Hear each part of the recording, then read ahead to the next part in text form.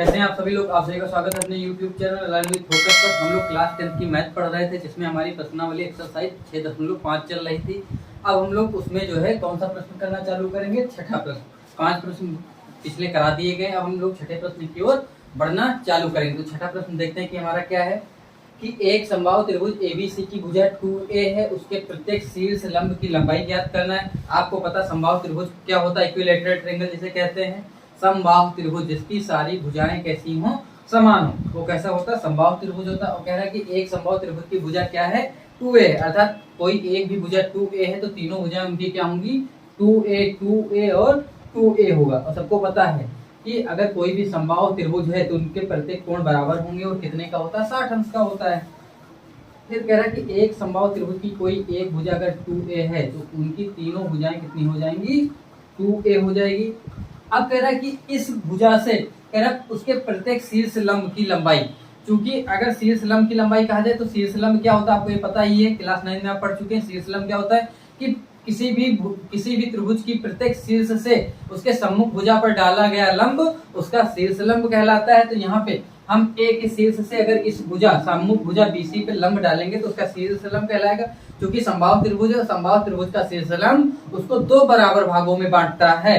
अर्थात हम अगर यहाँ से शीर्ष लंब डालें तो ये क्या करेगा, इसको 2 बराबर भागों में बांट देगा। अर्थात ये और ये आपस में बराबर होंगे। ये आप क्लास 9 में पढ़ चुके हैं। अर्थात ये a होगा और ये भी क्या हो जाएगा, a। और चूंकि शीर्ष लंब है और चूंकि अगर लंब डाला गया तो ये कितने का एंगल होगा, 90 का। और चूंकि अगर हम एक त्रिभुज की बात करें तो एक ये हमारा त्रिभुज है। हम यहाँ पे अगर नाम इसको d दे दें तो हमारा एक त्रिभुज समकोण त्रिभुज कौन सा बन गया, ADB बन चुका है। दूसरा समकोण त्रिभुज क्या बन चुका है, ADC। ये तो हमारी एक शीर्ष लंब की बात हुई।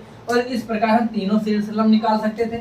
हम दूसरा अगर डालते तो एक ये वाला होता और एक ये, अर्थात हम B और C से भी इनके क्या करते हैं, B से सम्मुख भुजा AC पे लंब डाल सकते थे और C से सम्मुख भुजा AB पर लंब डाल सकते थे। तो हम केवल एक शीर्ष लंब की लंबाई निकाल लें और चूंकि समबाहु त्रिभुज है तो प्रत्येक शीर्ष लंब की लंबाई क्या होगी, समान होगी। तो चलिए हम लोग एक शीर्ष लंब एक निकाल लेते हैं। हमने इसका नाम दे दिया कितना, BD।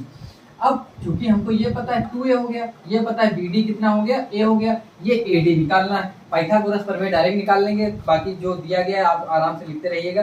कल मैं लिखूंगा कि त्रिभुज कौन सा है, ADB। त्रिभुज ADB में B समकोण है, कोण B क्या है, समकोण है। अतः पाइथागोरस थ्योरम डट डट डट लगा लेंगे तो क्या होगा, 90 के सामने की भुजा कर्ण होती है, कर्ण का स्क्वायर शेष 2 भुजाओं के वर्गों के योग के बराबर होता है। तो शेष 2 भुजाएं BD प्लस AD का स्क्वायर होना चाहिए। अर्थात हम लोग लिखेंगे AB का स्क्वायर बराबर क्या होगा, BD का स्क्वायर प्लस AD का स्क्वायर। और BD का स्क्वायर प्लस में इधर जाएगा तो किस में होगा, माइनस में आ जाएगा। तो हम लोग लिख सकते हैं AB का स्क्वायर और AB कितना है, 2a। तो 2a का स्क्वायर माइनस BD का स्क्वायर, BD कितना है, a हमारा, तो कितना हो जाएगा, a स्क्वायर। 2 2 जा 4 a square minus a square कितना हो जाएगा, 3a स्क्वायर हो जाएगा। और AD स्क्वायर इक्वल टू आ गया हमारा 3a स्क्वायर।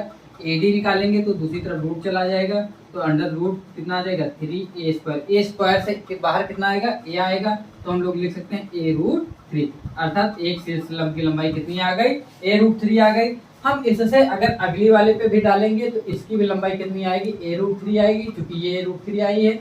और इससे भी इस पे शीर्ष लंबवत डाल दें तो ये भी कितना आएगा, a√3। तो हम लोग निकालेंगे तो तीनों a√3 आएंगे। तरीका हमारा यही होगा। तो आपको मैं आशा करता हूँ ये आसानी से समझ में आ चुका होगा, इसमें किसी को कोई कंफ्यूजन नहीं होनी चाहिए। तो मैं इसको मिटाता हूँ और फिर इसके बाद हम लोग अगले प्रश्न की ओर प्रस्थान करेंगे। मैं इसको मिटाए दे रहा हूँ।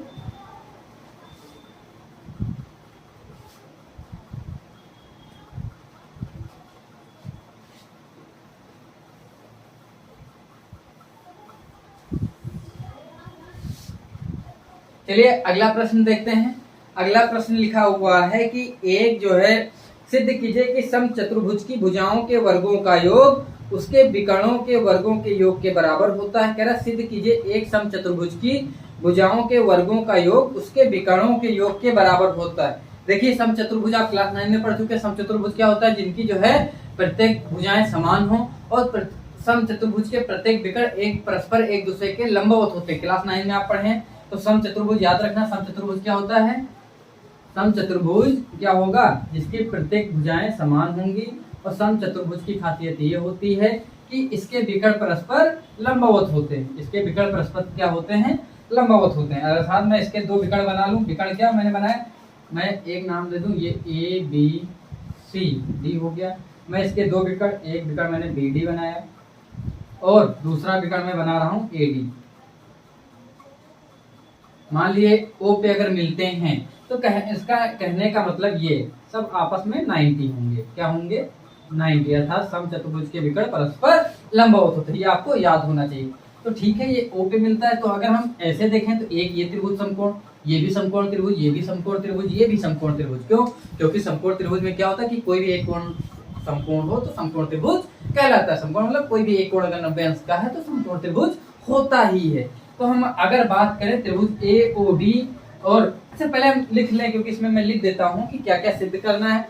कह रहा है कि क्या सिद्ध करना है कि चतुर्भुज, क्या लिखा हुआ है, सिद्ध कीजिए समचतुर्भुज की भुजाओं के वर्गों का योग। ये भुजाएं सारी हैं, इनकी भुजाओं का वर्ग करना है। तो हम लिखेंगे पहले सिद्ध करना है। पहले क्या लिखेंगे, सिद्ध करना है। क्या सिद्ध करना, भुजाओं के वर्गों का योग, अर्थात ए बी का वर्ग प्लस दूसरी भुजा बी सी का वर्ग प्लस तीसरी भुजा क्या हो जाएगी, सी डी का वर्ग प्लस चौथी भुजा क्या, ए डी का वर्ग। किसके बराबर होता है, कह रहा है कि ये इनके वर्ग विकर्णों के वर्गों के योग के बराबर होता है ना। क्या लिखा हुआ, विकर्णों के वर्गों। तो विकर्ण क्या हो गए, बी डी और ए सी, अर्थात A C square plus B D square ये होता है। ठीक है, तो हम लिखेंगे A B square plus B C square plus C D square plus A D square equal to क्या होगा, A C square plus B D square होगा। ठीक, ये हमको प्रूव करना है। तो हम लोग सबसे पहले चालू करेंगे कैसे लाया जाए, अर्थात चूंकि त्रिभुज ए ओ डी में क्या है, ओ समकोण है ना, क्या है 90 डिग्री। तो आराम से ये अगर 90 डिग्री है तो इनके वर्गों का योग क्या होगा, सामने वाले मतलब 90 के सामने का क्या होता है, कर्ण, कर्ण के वर्ग के बराबर होना चाहिए। तो मैं आराम से लिखूंगा क्या, ए बी का स्क्वायर बराबर क्या होगा, ओ ए का स्क्वायर प्लस किसके बराबर होगा, ओ बी के स्क्वायर के बराबर होगा। अब मैं यहाँ पे आराम से मैंने जब ये लिखा, फिर याद करो कि ये ओ ए है, मैं कहूँ ये आधा बांट रहा है, तो आधा बांट रहा मतलब कि पूरा क्या हो जाएगा, ए सी हो जाएगा। मैं लिख दूँ अगर ये पूरा ए सी हो जाएगा, तो ए सी का अगर आधा कर दें तो कितना आना चाहिए हमारा, ओ ए के बराबर आना चाहिए। तो मैंने यही लिखा, फिर मैं इसको वर्ग कर दूँ।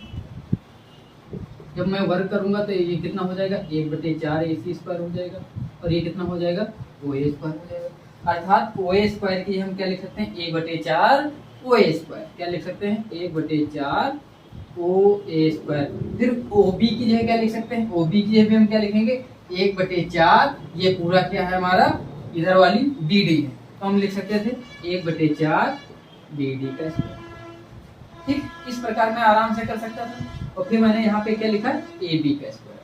अब ध्यान से देखो, 1/4 दोनों में कॉमन था, फिर 1/4 यदि कॉमन है तो मैं इसको इधर भेज सकता हूँ, 1/4 पूरा कॉमन में ले लूँ, 1/4 मैंने कॉमन ले लिया, ओ ए का square plus 1/4 plus B D का स्क्वायर, ये हो गया। ये हमारी आ गई एक समीकरण ए बी का स्क्वायर। एक भुजा जब मैंने निकाला तो कुछ इस प्रकार आया ए बी। तो इसी प्रकार मैं बाकी का भी कर सकता था। मैं अगर बी सी निकालता तो बी सी का स्क्वायर किसके बराबर होना चाहिए था, तो याद करो ये बी सी है, तो बी सी भी यही विकर्ण, ये विकर्ण, तो आराम से लिख सकते थे। क्या लिखेंगे, यही जो यहाँ पे लिखा हुआ है, ये क्या लिखा हुआ है, ये विकर्ण क्या है, मैंने यहाँ पे चेंज कर लिया ना, बी डी है, और यहाँ पे ये किसको मैंने बदला है, ए सी में ना, तो इसको यहाँ पे ए सी में आपने बदल लिया है, तो मैं इसको लिख सकता हूँ ए सी का स्क्वायर। तो यहाँ भी वही लिखेंगे, 1/4 ए सी का स्क्वायर प्लस बी डी का स्क्वायर। ठीक, फिर अगर मैं सी डी को भी निकालूं तो मैं फिर यही लिखूंगा, 1/4 क्या लिखेंगे, ए सी का स्क्वायर प्लस, फिर मैं क्या लिखूंगा, ए डी का स्क्वायर भी लिखूंगा, 1/4 क्या लिख लेंगे, बोलो यहाँ ध्यान से देखो क्या लिखेंगे, फिर वही विकर्ण ए सी का स्क्वायर प्लस बी डी का स्क्वायर। इस प्रकार में मुझको बार बार वही लिखना था। तो मैं जब इसको लिखूंगा तो ए सी का स्क्वायर प्लस कितना हो जाएगा, बी डी का स्क्वायर। अब ये हमारे पास 4 समीकरण हो गई, 1 2 3 और 4। अब आप चारों को जोड़िए तो क्या लिखोगे, चारों जोड़ोगे तो A B square plus B C square plus C D square plus A D square. तो मैं इसको लिख लूँ, कितना हो जाएगा A B square plus B C square plus C D square plus A D square, ये हमारा हो गया। अब ध्यान से देखो, इधर 1/4 ए सी कितनी बार आ रहा है, 1 ए सी स्क्वायर 2 ए सी 3 स्क्वायर 4, तो 4 बार जोड़ोगे तो कितने ए सी स्क्वायर हो जाएंगे 4, प्लस बी डी स्क्वायर कितनी बार लिखा हुआ है 4 बार, 4 बी डी स्क्वायर होंगे। जितनी बार जोड़ते हो x प्लस एक्स 2 बार तो 2x, 4 बार अगर लिखा हो तो कितने आ जाएंगे 4x, ये बचपन में पढ़ा है ना। तो वही अगर 4 बार जोड़ा जा रहा है तो 4 ए सी स्क्वायर, मैं फिर 4 अगर कॉमन लेके काट दूं तो कितना बचेगा ए सी स्क्वायर प्लस का बी डी स्क्वायर बराबर कितने, यही A B square plus B C square plus C D square बराबर इतना प्रूव करना था, और यही हमको क्या करना था, प्रूव करना था। तो आपने ये आसानी से कर लिया, इसमें आपको कोई समस्या नहीं होनी चाहिए। फिर हम लोग इसको मिटाएंगे, फिर अगले प्रश्न की ओर बढ़ना चालू करेंगे।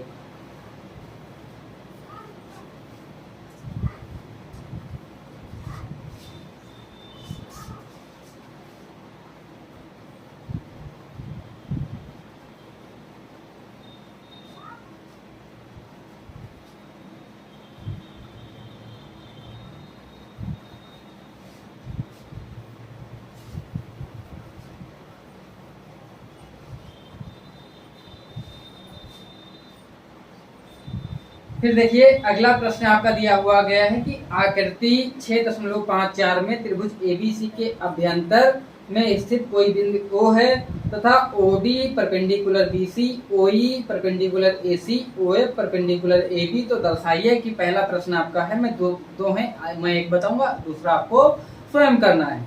OA square plus OB square plus OC square minus OD square minus OE square minus OF, मैं लिख देता हूँ। एक हमारे पास ट्रायंगल क्या है ABC, कह रहा एक ट्रायंगल ABC के अभ्यंतर कोई बिंदु O है, अभ्यंतर मतलब उसके अंदर, ये हमारे पास ABC था, इसके अंदर कह रहा कोई बिंदु O है। कह रहा जब ये बिंदु O है, O से परपेंडिकुलर, कह रहा OF परपेंडिकुलर ये इससे एक परपेंडिकुलर ये 90 डिग्री की है, और ये 90 डिग्री क्या है F है।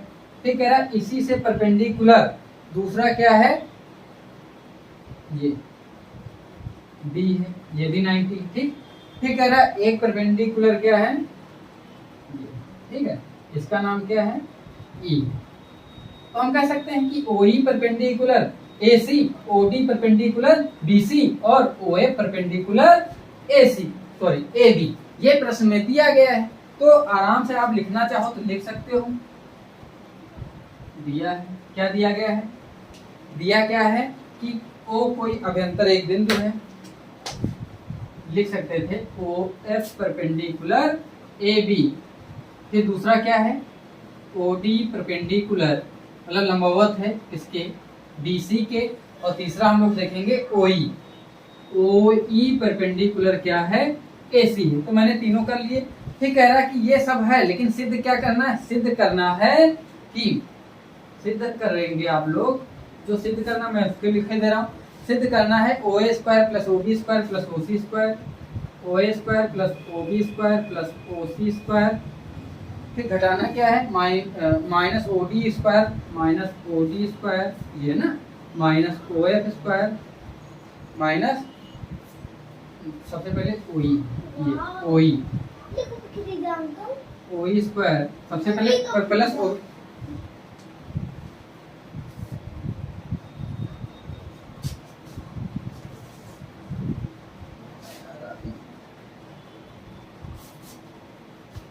OA square plus OB square plus OC square सिद्ध करने के लिए दिया गया है minus OD minus OE minus OF, minus OD minus OF minus का क्या हो जाएगा OE स्क्वायर है ना। ये तीनों चीजें घटानी थी, मैंने ये लिख दिया। अब देखो OD माइनस का OD square minus OF square minus का अरे ये क्या लिखा है, इसको लिखो minus OD minus OE minus का OF स्क्वायर ना पहले अक्षर में। फिर कह रहा है किसके बराबर लाना है AF square plus AF square plus BD square plus CD square, BD square plus का कितना लाना है, सी स्क्वायर के बराबर है।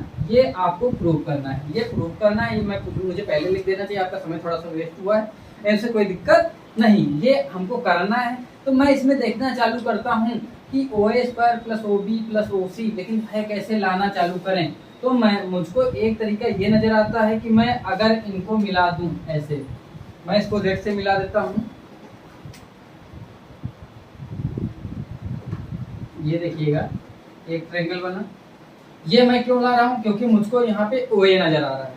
फिर मैं क्या देखता हूँ, ओ बी मुझको दिखता है, तो मुझे समझ में आया कि मुझको ये भी मिलाना पड़ेगा। मैंने इसको मिला लिया, ठीक। फिर मुझको क्या दिखा, इसको थोड़ा ढंग से मिला लीजिएगा। फिर मुझको क्या नजर आया, ओ सी दिखा, तो मैंने कहा मुझको ये भी मिलाना है। अब ध्यान से देखो, कह रहा ओ ए स्क्वायर, जब ओ ए का स्क्वायर करोगे तो ये 90 ही है, तो ओ ए का स्क्वायर किसके बराबर होना चाहिए था, हमको समझ में आया, ये A F square plus O D. अर्थात जब ओ ए का स्क्वायर दिया गया है उसमें, तो सीधी सी बात है इस ट्रायंगल का जिक्र कर दिया गया है, तभी आप सवाल को पता कर पाएंगे, अन्यथा आपको समस्या होती रहेगी। फिर कह रहा ओ बी का स्क्वायर, मैं ओ बी देखता हूँ तो ओ बी का स्क्वायर, अब मुझको ओ ए का इसमें भी हो सकता था, इधर भी हो सकता था, लेकिन और आगे देखते हैं ओ बी का स्क्वायर, कह रहा ओ बी का स्क्वायर है, तो ओ बी का स्क्वायर ये हो गया। फिर कह रहा plus O C square, plus का कौन सा स्क्वायर है, ओ सी का स्क्वायर हो गया। फिर कह रहा ओ डी का स्क्वायर, ये है ओ डी, ये हमारा हो गया ओ डी, तो ओ डी कॉमन था, मुझको ये बात समझ में आ गई। फिर ओ ई का स्क्वायर, ये ओ ई का स्क्वायर दिया गया है। फिर ओ एफ दिया गया है, क्या दिया गया है, ओ एफ का स्क्वायर दिया गया है, इसके बराबर होना चाहिए A F square plus B D square. A F कहाँ गया हमारा, ये ए एफ, इससे हमको पता चल जाएगा कि इस ट्रायंगल की बात है। प्लस बी डी कहाँ गया हमारा, ये बी डी, इससे हमको ये जाएगा, उससे नहीं पता चल पाएगा। प्लस सी ई, इस सी ई से हमको पता चल गया इस ट्रायंगल की बात। तो ज्यादा समस्या तो नहीं होगी, केवल हम 3 ट्रायंगल की बात करेंगे, 1 2 3, ठीक है। मैं तीनों ट्रायंगल लिखता हूँ और तीनों में समकोण त्रिभुज है, क्यों, क्योंकि हमने देख रखा है ये परपेंडिकुलर है, ठीक है, ये आपस में लंबवत है। तो मैं लिखूंगा त्रिभुज उत्पत्ति में त्रिभुज ए एफ ओ तथा त्रिभुज ए एफ ओ में आराम से आप देख सकते हैं क्या लिखेंगे, ओ ए का स्क्वायर, ओ ए का स्क्वायर किसके बराबर होगा,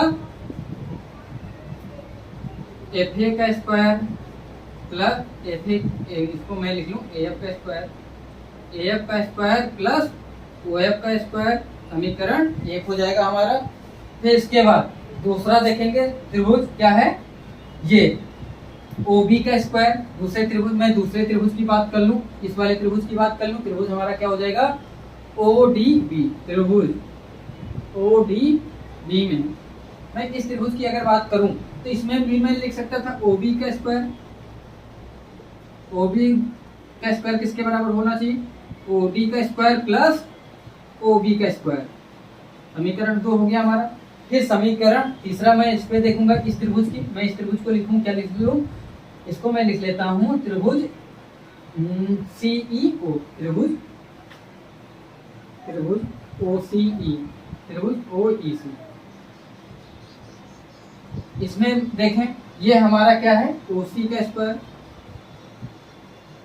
ओ ई स्क्वायर प्लस ई सी स्क्वायर, है ना, ई सी लिख लें, क्या यहाँ पे क्या लिखा हुआ सी, तो मैं इसको सी लिख लेता हूँ, जैसे प्रूव करना वो लिखोगे तो आपको कोई दिक्कत नहीं होगी, ठीक है। मैंने लिखे ओ बी स्क्वायर बराबर क्या हो गया हमारा, ओ बी कहाँ था, ये ओ बी स्क्वायर हो जाएगा O D square plus B D, O B square plus B D, इसको मैंने यहाँ पे गलत लिख दिया है, मैं इसको सही कर लेता हूँ, ये ओ बी स्क्वायर हो जाएगा हमारा B D square plus O D square, B D square plus O D square, इसको मैं लिख लूंगा ओ डी स्क्वायर, तो हो जाता है कभी कभी, तो ये आप लोग ध्यान देते रहेंगे, मानवीय त्रुटि है। तो मैंने 3 इक्वेशन बनाई, अब मैं तीनों को जोड़ता हूँ, मैं लिखूँ समीकरण 1 प्लस 2 प्लस 3। मैं अगर तीनों को जोड़ना चालू करूँ तो आपको एक बार नजर आएगी, मैं तीनों को जोड़ूं, मैं लिख सकता था O A square plus O B square plus O C square, ठीक। अब मैं तीनों को जोड़ता हूँ, मैंने लिख दिया O A square plus O B square plus O C square लिख लिया। इधर की चीजें जोड़ेंगी, मैं लिखूंगा ए एफ स्क्वायर प्लस, दूसरा मुझको क्या नजर आ रहा है, ओ एफ स्क्वायर प्लस, यहाँ पे मैं क्या लिखूंगा B D square plus OD square plus OE square plus OE square plus CE square.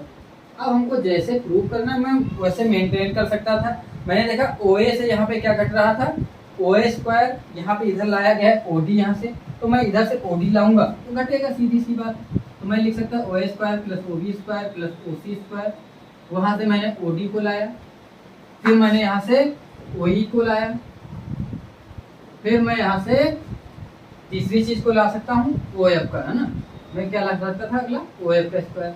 तो अब यहाँ बचा क्या, मुझको यहाँ पे दिख रहा है मेरा क्या क्या बचा, AF बचा, AF का स्क्वायर प्लस क्या बचा है, DD का स्क्वायर बचा हुआ है, और मेरा क्या बचा हुआ तीसरा, CE बचा हुआ। देखो यहाँ पे CE बचना चाहिए था, ये मेरा CE बचा, CE का स्क्वायर, और यही हमको प्रूव करना था। ठीक है, तो थोड़ा सा कैलकुलेटिंग रहता है, चीजें आप आराम से कर सकते हैं। फिर अगला लिखा हुआ AF square plus DD square plus CE square बराबर AE square plus CD square plus BE square. जो अगला प्रूव करना उसमें कुछ नहीं करना है, इसमें ये वाले एरिया लिए गए हैं, उसमें ये वाले एरिया लेने हैं। ठीक है, ये एरिया आप लेंगे और इनके ट्रायंगल को, तीनों इक्वेशन को आप जोड़ के वो अगला निकाल लेंगे, तो उसमें आपको कोई समस्या नहीं होनी चाहिए।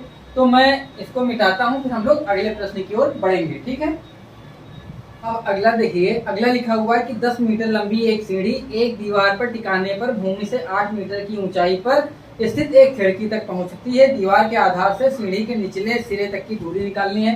कह रहा है कि एक सीढ़ी है, उसको आप किसी भी दीवार पे ऐसे ही टिका सकते हैं। क्यों टिकाएं आप ही जानिएगा। सीढ़ी टिकाई गई है कहाँ तक पहुंचने के लिए, खिड़की तक पहुंचने के लिए। भाई साहब ने टिकाई दीवार पे और ये कहाँ पहुंचे, खिड़की तक की। ठीक है, तो कह रहा है ये खिड़की की ऊंचाई कितनी है आधार से, कह रहा आधार से ऊंचाई पर 8 मीटर की, कितनी पे है 8 मीटर की, और ये 10 मीटर की जो सीढ़ी थी, और इस सीढ़ी को इन्होंने ऐसे, ये हमारी सीढ़ी थी और इसको टिका के भाई साहब चढ़ते चले गए। ठीक है, तो कह रहा है कि इनकी आधार से दूरी निकालना। मैं अगर त्रिभुज का नाम दे दूं ABC, तो ये हमेशा लंबवत होगा आधार से ऊंचाई की दूरी। तो अगर ये परपेंडिकुलर, मैं इसमें पाइथागोरस प्रमेय आराम से लगा सकता था। मैं लिख सकता हूँ कोण भी समकोण है, लिखेंगे कोण भी 9 समकोण, कोण भी क्या है, समकोण है। तो क्या लिख लेंगे, AB का स्क्वायर प्लस BC का स्क्वायर बराबर AC के स्क्वायर बराबर होना चाहिए था। और AB का दिया गया है, AB नहीं पता, ये तो निकालना है, तो AB का निकालना है। BC प्लस का है, उधर जाएगा माइनस में, और AC की वैल्यू कितनी है 10, तो 10 का स्क्वायर माइनस BC कितना है हमारा 8 का स्क्वायर। तो 10 से 100 से कितने जाएंगे, 64 जाएंगे, कितना बचेगा 36 बचेगा। ये हमारा आएगा AB का स्क्वायर। तो AB हमारा कितना आएगा, √36 आएगा। √36 से आप लोग निकालेंगे तो कितना आएगा 6 मीटर, अर्थात इसकी ये दूरी कितनी होगी 6 मीटर होगी। ये आसान से प्रश्न है, आपको पाइथागोरस प्रमेय के आधारित दे दिए गए हैं। फिर एक और अगला प्रश्न मैं करा देता हूँ 10 नंबर, बाकी प्रश्नों को मैं 10 को भी करा दूं, 10 लिखा हुआ मैं इसको मिटाता हूँ, फिर प्रश्न 10 की ओर बढ़ता हूँ। ठीक है, तो ये आसान से प्रश्न है, इसमें आपको ज्यादा कंफ्यूजन नहीं होनी चाहिए। प्रश्न 10 है कि 18 मीटर एक ऊर्ध्वाधर खंभे के ऊपरी सिरे से एक तार का सिरा जुड़ा हुआ है तथा तार का दूसरा सिरा एक खूंटे से जुड़ा हुआ है। खंभे के आधार से खूंटे को कितनी दूरी पर गाड़ा जाए कि तार तना रहे, जबकि तार की लंबाई 24 मीटर है। कह रहा 18 मीटर ऊंचे एक ऊर्ध्वाधर खंभे के ऊपरी सिरे से एक तार का सिरा जुड़ा हुआ है। 18 मीटर ऊपर, ये 18 मीटर ऊर्ध्वाधर खंभा है, इससे एक तार का ऊपरी सिरा यहाँ से जोड़ा गया है, और तार की ये लंबाई कितनी है 24, और इसको तान के रखना है। तान के रखोगे तो यहाँ कहीं भी आएगा। तो कह रहा है ये आधार से कितनी मीटर की दूरी पे, ये 24 है, ये 18 है, ये निकालना है। ठीक है, इसमें भी वही लिखेंगे, ABC की कहानी, AC निकालना है, सॉरी BC निकालना है। तो BC का स्क्वायर किसके बराबर होगा, ये 24 का स्क्वायर माइनस 18 का स्क्वायर, ये आप लोग निकाल लेंगे ना। AC square minus BC square, 24 576 minus 18 का स्क्वायर कितना हो जाएगा, 18 का स्क्वायर होता है 324। तो 324 घटाओगे 2 बचेगा, इधर बचेगा 5 बचेगा, ये कितना बचेगा 2 बचेगा। ठीक है, तो फिर से मैं देख लेता हूँ। 18 मीटर एक ऊंचे ऊर्ध्वाधर खंभे के ऊपरी से तार का जुड़ा, तार का दूसरा सिरा एक खूंटे से जुड़ा हुआ है। खंभे के आधार से खूंटे को कितनी दूरी पे गाड़ा जाए कि जबकि तार की लंबाई 24 मीटर है। ठीक है, तो हाँ ठीक है, तो मैं इसको 24 का स्क्वायर करूंगा तो 576 आएगा, 18 का 324 आएगा, घटा दूंगा 2 बचेगा, 7 से 2 जाएंगे 5 बचेगा, 3 से 2 जाएंगे 5 से 3 जाएंगे 2 बचेंगे। ये हमारा इतना आ गया। मैं इसको BC का स्क्वायर आएगा, मैं BC को निकालूं तो कितना आएगा, √252 आएगा। तो 252 को मैं करना चालू करूं तो कितना हो सकता है, 3/24 252 के फैक्टर आप लोग करिए, ऐसे निकाल लीजिए। 252 को करेंगे 3/24 हो जाएगा, 3 चौको 12 हो जाएगा, फिर 3 दूनी 6 3/24, फिर 4 सत्ते 28। तो हमको पता है कि मैं इसको ऐसे लिख सकता था 4 गुणे 3 गुणे 3, 3 गुणे 3 को मैं 9 लिख लूँ इंटू 7। अच्छा 4 से 2 बाहर आ जाएगा, 9 से 3 आएंगे, 2 3 6 हो जाएगा, 6/7 मीटर। ठीक है, ये इस प्रकार आ जाएगा। ठीक, आप आराम से इसको कर लीजिए। फिर अब इसके बाद अगला प्रश्न है कि एक हवाई जहाज के एक अड्डे से, मैं अगला भी करा दूं फिर जिससे अगले दिन थोड़े कम से कम प्रश्न बचें और फिर अगले वीडियो में आपकी जो है प्रश्नावली को समाप्त करा दिया जाए। अगला सवाल है कि एक हवाई जहाज को हवाई अड्डे से उत्तर की ओर 1000 किलोमीटर प्रति घंटे की चाल से उड़ता है। इसी समय एक अन्य हवाई जहाज उसी हवाई अड्डे से पश्चिम की ओर 1200 किलोमीटर प्रति घंटे की चाल से उड़ता है। 1.5 घंटे के बाद दोनों हवाई जहाजों के बीच की दूरी निकालनी है। तो प्रश्न ने कुछ इस प्रकार कहा कि एक बिंदु है, मान लीजिए यहाँ से 2 हवाई जहाज उड़ना चालू करते हैं, एक उत्तर की ओर जाता है और ये उत्तर, आपको डायरेक्शन पता है ना, ये नॉर्थ हो गई, ये साउथ हो गई, ये ईस्ट हो गई, ये वेस्ट हो गई। मतलब तो देखो नॉर्थ एक उत्तर की ओर जा रहा है, एक ऐसे उत्तर की ओर उड़ना चालू किया और एक कह रहा पश्चिम की ओर जा रहा है। ठीक है, कह रहा जो उत्तर की ओर जा रहा है वो 1000 किलोमीटर प्रति घंटे की चाल से, ये उत्तर की ओर 1000 किलोमीटर प्रति घंटे की चाल से, और जो इधर की ओर जा रहा है पश्चिम की ओर वो 1200 किलोमीटर प्रति घंटे की चाल से। इधर जाने वाले ने स्पीड अपनी पकड़ी है 1200 किलोमीटर प्रति घंटे। इसका मतलब क्या कि 1 घंटे में 1000 किलोमीटर, 1.5 घंटे में निकालना है, तो 1 घंटे में 1000, ऐसे आप आराम से लिखिए 1 घंटे में 1000 किलोमीटर। फिर 1.5 घंटे में कितना हो जाएगा, तो केवल 1.5 से मल्टीप्लाई करानी है। 1.5 को मिलते हैं 3/2। ठीक, काटोगे 2 पंची 10, 500 आएगा, 500 को मल्टीप्लाई करोगे 15 से। या मैं ऐसे भी कह सकता था 1 घंटे में 1000 जा रहा, 1.5 घंटे में आधा घंटा में 500 जाएगा, तो वो भी जोड़ लेंगे 1500 हो जाएगा। तो ये कितना हो जाएगा 1500। ठीक, ऐसे ही ये मैं निकालूंगा 1.5 घंटे में, 1 घंटे में 1200, तो आधे घंटे में 600, 12 और 600 1800, तो ये कितना जाएगा 1800 किलोमीटर। ठीक है, ये गया। कह रहा फिर इनकी ये बिंदुओं के बीच की दूरी कितनी है, तो पाइथागोरस प्रमेय ही निकालोगे। ये समकोण है, तो मैं क्या लिखूंगा, मुझको मान लीजिए ये मैं नाम दे दूं ABC, तो मुझको अगर AC निकालना है तो कितना हो जाएगा 1800 का स्क्वायर प्लस ये 1500 का स्क्वायर। ठीक, 1800 का स्क्वायर करोगे तो कितना आ जाएगा 324 का स्क्वायर, 324 है ना, 2 और 2 कितने जीरो हो जाएंगे, 4 जीरो हो जाएंगे, प्लस 15 का स्क्वायर करोगे कितना आ जाएगा 225, और 2 कितने जीरो हो जाएंगे 4 जीरो। तो 4 जीरो हमेशा लगे रहेंगे, 1 2 2 4, 324 और ये जोड़ो आपस में कितना हो जाएगा 5 4 9 हो जाएगा, और 2 2 4 हो जाएगा, फिर 2 3 5 हो जाएगा। ठीक, 549 इस प्रकार हो जाएगा। फिर इनको आप निकालेंगे, 4 जीरो से 2 जीरो बाहर अपने आप चले आएंगे, और 5 4 9 9 18, 549 को अगर मैं फैक्टर करना चालू करूं तो कितना आएगा 3 एकम 3, 3 और 24, 3 त्रिका 9, 3 छंग 18, 3 छंग 18, 3 छंग 18, 3 एकम 3। तो मैं इसको निकालूंगा कि 549 को जब चालू करेंगे, 549 को मैं निकालूंगा 3 त्रिका 9 इंटू 61 करूंगा, 3 से मुझको पता है मैं इसको लिखूंगा 3 इंटू 3 इंटू 61। बाकी 4 जीरो से 2 जीरो बाहर गए होंगे, तो मैं इसको डायरेक्ट मल्टीप्लाई बाहर 100 कर सकता था, और 3 से निकाल लोगे तो कितना बाहर आ जाएगा 3 × 61 इंटू 100, और 3 को 100 से मल्टीप्लाई कराओगे तो कितना आ जाएगा 300 आ जाएगा, √61 आ जाएगा। ठीक, ये आपने आराम से कर लिया, इसमें आपको कोई भी कंफ्यूजन नहीं होनी चाहिए। फिर आपने देखा कि इस प्रकार से हमने जो है आसानी से प्रश्न को कर लिया। ठीक है, और ये देवी जी आ गई हैं, ये देखो ये कहने वाली है कि हमारा चैनल जो है सब्सक्राइब करिए। हाँ कहो जल्दी से कह दो कि जो है आप हमारे चैनल पे बने रहे, इसके लिए धन्यवाद। कृपया चैनल को हमारे लाइक और सब्सक्राइब करें।